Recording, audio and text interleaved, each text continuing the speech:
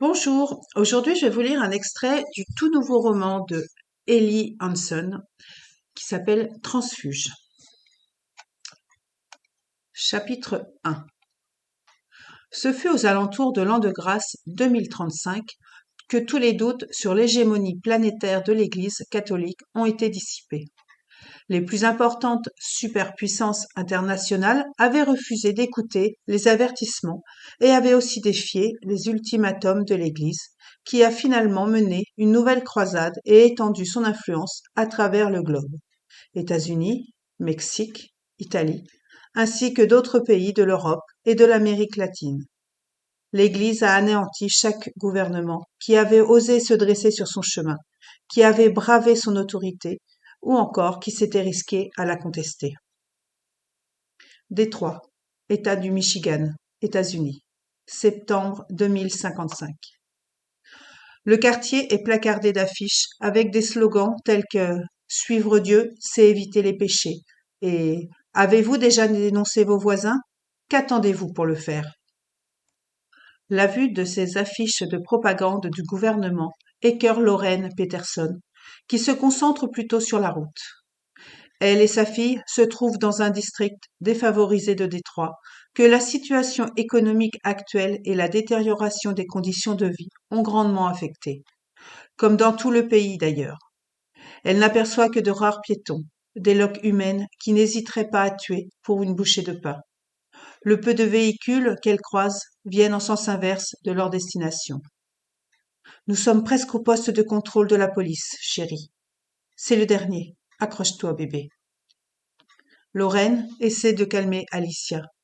D'un coup d'œil, elle peut remarquer que sa fille ne va pas bien, et elle en connaît la raison. L'adolescente a peur et se sent coupable. Lorraine reporte donc son attention sur la route. Elles ont besoin de passer cet ultime poste d'inspection, mais le franchir est beaucoup plus facile à dire qu'à faire. La tension et la fatigue jouent avec les nerfs de Lorraine. Papa ne vient pas avec nous? Alicia sait que c'est une question idiote. Et il les aurait déjà rattrapés s'il avait eu l'attention de les accompagner. L'adolescente doit se rendre à l'évidence qu'elles sont toutes seules dans cette épreuve. Du coin de l'œil, Alicia aperçoit la lèvre tremblante de sa mère. De voir cette femme aussi forte démontrer une telle faiblesse, une telle émotion, n'a rien pour la rassurer. Dehors, elle observe les façades de plusieurs commerces, des stations d'essence désertées. Les rues sont sales. La capitale de l'automobile n'est plus que l'ombre d'une cité rongée par la pauvreté et le manque d'emploi. Lorraine se doute bien que sa fille n'aimera pas ce qu'elle s'apprête à lui révéler. Malgré tout, elle est triste de devoir lui asséner cette vérité. Ton père ne peut pas nous aider, chérie. Pas cette fois-ci. Comme s'il l'avait déjà fait avant, s'empêche-t-elle d'ajouter. La femme garde les yeux sur la route sombre, se déployant devant la voiture, et Alicia comprend que c'est la façon de sa mère de mettre fin à la conversation. Il y a pourtant tant de choses qui pourraient être dites, mais à quoi bon? Rongée par la culpabilité, Alicia demeure ses questions sans réponse et baisse la tête. Tout est de sa faute. Ses sorties avec Tommy et les conséquences de leur relation ont provoqué tout ce qu'elles affrontent maintenant. Elle est la seule à blâmer. Elle aurait pu placer la moitié de la responsabilité sur les épaules de Tommy, comme c'est le cas dans ce genre de situation, mais il est parti. Il s'est volatilisé sans laisser de traces. Bien entendu, son téléphone avait été mis hors service dès le lendemain de sa disparition. Le pire là-dedans, c'est qu'elle aurait dû voir le coup venir. Il n'était pas exactement le petit ami le plus fiable. Il lui racontait le minimum sur lui-même et était toujours difficile à localiser, même avant que tout cela n'arrive. Quand elle lui demandait ce qu'il faisait pour vivre, il disait qu'il était dans le commerce de l'exportation, vers le Canada en particulier. Il ne lui a jamais dévoilé l'adresse à laquelle il logeait. Elle aurait dû être plus prudente, mieux s'informer sur le jeune homme. Mais les amours juvéniles l'avaient aveuglée, et il était son premier. Elle s'était laissée séduire, et le mystère entourant Tommy avait à coup sûr grandement contribué à cela. Alicia s'était donnée à lui, corps et âme, avec un abandon complet et un espoir romantique, frisant la désillusion, même si elle savait absolument que ce qu'elle faisait ne respectait pas les préceptes de l'Église, le magnétisme du bel homme lui faisait perdre la raison. En fin de compte, Tommy avait piégé Alicia, et par conséquent Lorraine, pour les conduire à ce chaos, et ensuite disparaître avant d'assumer sa responsabilité.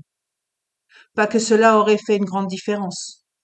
Il n'y a pas si longtemps, tout semblait être parfait dans l'existence d'Alicia. Et maintenant, leur vie entière, à Lorraine et à elle, s'émiette dans cette vieille voiture cabossée. Sa mère risque beaucoup pour les mettre en sécurité. Elles ont tout laissé derrière elles. Leurs quelques amis, le peu de famille qu'il leur reste, leur logement, leurs minces possessions et l'emploi minable de Lorraine. Elles ont tout plaqué. C'est la faute d'Alicia si elles doivent fuir. L'adolescente se sent trop jeune pour avoir une telle responsabilité sur les épaules. 2 existences sont chamboulées par ces agissements. 3 vies, se rappelle Alicia, tout en frottant inconsciemment son petit ventre. Une vie prend forme depuis peu dans ses entrailles, mais elle sait que c'est seulement une question de temps avant que sa condition ne puisse plus être dissimulée au regard. Ses rondeurs se verront. Le capteur la trahira dès que les autorités la scanneront lors d'un contrôle. Un voisin finira par appeler les policiers. Elle met aussi sa mère en danger, puisque cette dernière aurait dû mieux la surveiller en amont, ou la dénoncer après la découverte du poteau rose. On encourage d'ailleurs les familles à le faire dans un cas d'une telle gravité. Il s'agit du propre des plus grandes dictatures, instaurer la paranoïa et la méfiance envers les autres, se servir du peuple. Ces problèmes avec Tommy étaient évidemment à l'origine de leur situation désespérée, à elle et à sa mère. Même en réalisant l'ampleur du pétrin dans lequel elle se retrouvait à cause de Tommy, Alicia n'a pas douté du type d'homme qu'il était. Beau, fort et brave.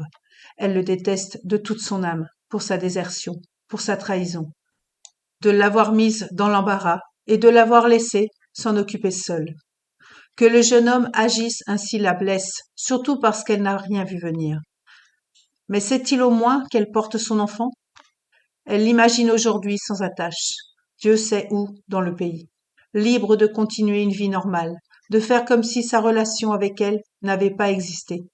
Peut-être même s'est-il trouvé une nouvelle copine avec qui il partage son lit, ses rêves et ses espoirs pour l'avenir. C'est ce qui lui fait le plus mal. Son premier amour l'a trahi. Supposer qu'une autre prenne la place qui devait être la sienne l'a fait atrocement souffrir. Alicia et sa mère devront s'occuper des conséquences de sa grossesse sans la moindre aide. C'est complètement injuste. Profitant du silence de Lorraine, Alicia, les pieds sur le tableau de bord et écrasée par la fatigue, se remémore le jour où elle a rencontré Tommy. Leurs regards se sont croisés à travers la foule sur le site du marché, achalandé, où elle vendait les couvertures confectionnées par sa mère. L'étincelle dans sa poitrine s'est allumée instantanément. Elle sourit faiblement avant de se rappeler où elle se trouve. En ce moment, au milieu de la nuit, quelque part à Détroit, dans une vieille bagnole, un conflit fait rage au sein même de ses émotions. Son cerveau lui dicte de détester cet homme qui l'a quitté, tandis que son cœur fragile lui confirme qu'elle l'aime toujours. Elle ne peut prédire ce qui arrivera s'ils doivent se croiser à nouveau, mais Alicia sait que cela n'a maintenant plus aucune importance. À chaque kilomètre franchi, elle s'éloigne de lui. Ils se trouveront ainsi dans 2 mondes diamétralement opposés. Elle a aussi d'autres choses plus pressantes à gérer. L'automobile se met imperceptiblement à ralentir. Elle percute un nid de poules qui ramène Alicia à la réalité. Elle remarque les lumières au loin. Les gyrophares rouges et bleus semblent se fondre dans un violet dissous sous la bruine. Comme dans un rêve, Alicia observe la rue sombre qu'elle suive. Les zones d'ombre lui jouent des tours. Elle voit une voiture fixée sur des blocs de ciment, sans roue, dépecée de tout ce qui détenait encore une valeur monétaire. Elles sont presque arrivées au dernier point de contrôle, évoqué par sa mère. Une barricade érigée en travers de la route, au nord de la ville de Détroit. C'est l'ultime lieu de passage avant de pouvoir quitter la cité, puisque toutes les autres voies d'accès ont été fermées au public ou démolies. Du moins, c'est ce qu'on leur a dit. Alicia voit une affiche verte trouée de balles, mais dont l'écriture est encore visible. Woodland Cemetery. Ces panneaux datent d'une époque plus prospère où l'on pouvait se promener librement dans la ville, l'État et même le pays, et visiter des points d'intérêt. Maintenant, le gouvernement contrôle les allées et venues des gens. Peu d'informations crédibles ou vérifiables atteignent la population. Les autorités gardent les citoyens dans l'ignorance. Et tant de rumeurs circulent qu'on ne sait plus quoi croire. Cette partie de la cité, qui jadis devait être un quartier résidentiel florissant, ressemble à une zone de guerre. Les façades des immeubles d'habitation montrent des signes d'abandon. On ne ramasse plus les déchets et on les laisse tous pourrir. Alicia est consciente de la présence de caméras autour du poste de contrôle. Ils voient tout, lui rappelle souvent sa mère en parlant du gouvernement. Ils nous écoutent. Le barrage routier se dresse devant elle. Alicia peut sentir la nervosité de Lorraine, cernée sous les yeux, qui serre le volant à s'en faire blanchir les jointures. Un portail consolidé avec des pointes d'acier a été placé de façon à arrêter la circulation dans l'unique voie praticable. On voit plusieurs hommes armés, appartenant à la police des frontières, qui donnent l'impression d'être des militaires. Ils sont derrière les barrières. 2 camions des forces publiques tiennent une deuxième ligne de défense, juste devant la grille. Alicia doute que quiconque puisse aller plus loin. Ce serait du suicide que de tenter de forcer le passage. Sa mère lui a appris qu'un pont, l'Ambassador Bridge, relie leur pays au Canada en traversant le détroit River, qui, bien entendu, est patrouillé par des navires remplis d'officiers aux aguets. Ce serait le chemin le plus court, mais pratiquement inaccessible, pour se rendre à leur ultime destination. Trop risqué. Alicia commence à s'inquiéter. Passeront-elles ce point de contrôle aussi facilement que les autres? L'adolescente en doute, puisque les agents des postes précédents s'assurent simplement que les personnes avec des mandats puissent se déplacer dans les quartiers de la cité. Celui qui se trouve devant elle constitue la seule voie permettant de sortir de celle qu'on appelle Motor City, la ville du moteur. En apercevant les projecteurs sur les grandes tours de guet, au loin, Alicia se demande si quelqu'un a vraiment pu forcer la position et s'en sortir vivant. Le dispositif de sécurité est très impressionnant. Leur approche a été remarquée, puisque des faisceaux sont maintenant dirigés sur leur pare-brise, les aveuglant complètement. Lorraine n'a d'autre choix que d'immobiliser la voiture, incapable de distinguer la route. Elle met une main sur la jambe de sa fille, qui se redresse dans son siège. La conductrice murmure, la face tournée vers l'arrière, de peur que les officiers qui s'avancent puissent lire sur les lèvres. « Laisse-moi faire, Alicia. » Alicia trouve cela étrange. Est-ce que les soldats peuvent vraiment voir tout ce qui se passe dans l'automobile? En écartant ses questionnements, elle hoche la tête pour indiquer qu'elle comprend bien, puis reporte son attention vers les 2 agents de police qui se tiennent de chaque côté du véhicule. Avec chaque pas qui rapproche les hommes armés des 2 femmes, Alicia a conscience de son rythme cardiaque qui augmente, jusqu'à entendre un tambourinement dans ses oreilles, à sentir l'afflux de sang à travers ses vaisseaux. Les sons autour d'elle lui semblent étouffés, presque comme s'ils venaient de loin. Ce moment est important, puisqu'elles ne peuvent pas se permettre un échec. Se faire prendre signerait l'arrêt de mort de son bébé, et elles se retrouveraient toutes les 2 en prison, ou pire encore. Les idées qui traversent l'esprit d'Alicia lui donnent des frissons.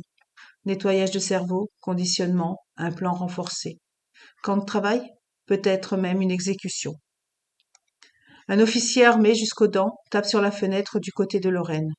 Une main au-dessus des yeux pour bloquer le faisceau. Elle a le temps d'apercevoir un visage sévère, un regard perçant. Le policier lève le bras et, suivant le signal, tous les projecteurs s'éloignent, sauf un qui reste braqué sur elle. Voyant mieux ce qu'elle fait, Lorraine baisse la vitre. Alicia, elle, décide que c'est inutile. On leur demandera de débarquer de toute façon. C'est toujours ainsi qu'ils procèdent. Coupez le moteur et sortez, exige le gardien de l'autre côté du conducteur. Voilà, pour savoir ce qui va leur arriver, il faut vous procurer Transfuge d'Ellie Hanson. Merci beaucoup d'avoir pris le temps d'écouter et à très bientôt.